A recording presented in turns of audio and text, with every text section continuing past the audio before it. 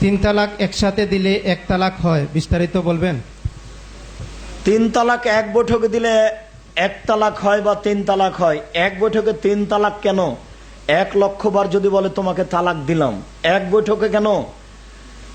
এক ঋতুতে একবার হাইজ হওয়ার পরে আর একবার হাইজ পর্যন্ত এই মাসের মধ্যে এই 30 দিনে 30 দিনই যদি বলে তোমাকে 3,00,000 তালাক দিলাম, এক তালাকই হবে।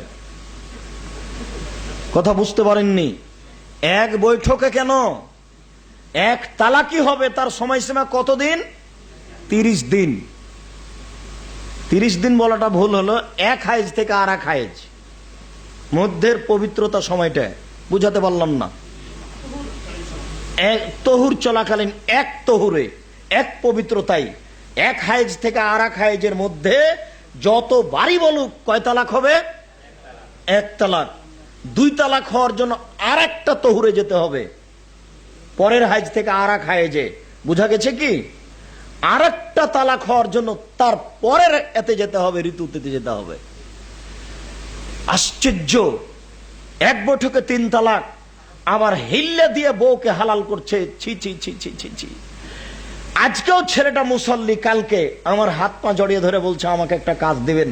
ও বলছে যে আমি আমার স্ত্রীকে এক বৈঠকে 3 তালাক দিয়েছিলাম। দুঃখজনক কথা, আমি কাহিনী বলি না, এরপরেও বলছি। আমাকে হুজুর বললেন যে তোমাকে হিল্লা দিতে হবে, আর একজনের সাথে বিবাহ দিতে হবে। আমি আমার বন্ধুকে বললাম, দোস্ত তুমি তো আমার বন্ধু, তুমি আমার বউকে যেন কিছু বলো না গো, তুমি ঘরে নিয়ে থাকো। তো ঘরে নিয়ে 1 ঘন্টা বসে গল্প করেছে, এরপরে বের হয়ে এসেছে। তারপর ছেলেটা হুজুরকে বলেছেন যে বিবাহ হয়েছিল তোমার স্ত্রী? বলে হ্যাঁ হয়েছিল। কই তোমার স্ত্রী? এই তোমার মিলামিশা হয়েছে। তখন মেয়েটা চুপ। তখন ও লোকটাকে বলছে, এই তুমি যে বিবাহ করেছো মিলামিশা হয়েছে? তখন বলছে না, আমার দোস্ত নিষেধ করেছিল যে তুমি আমার বউকে কিছু বলো না গো, তাই কিছু বলিনি।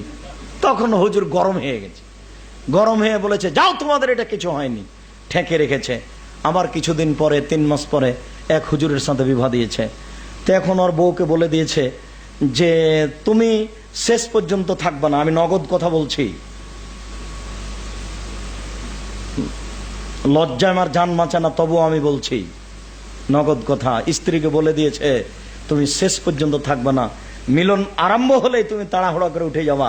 তাই করেছে। তখন লোকটা তাকে তার স্ত্রীকে অকথ্য ভাষায় গালি দিয়েছে।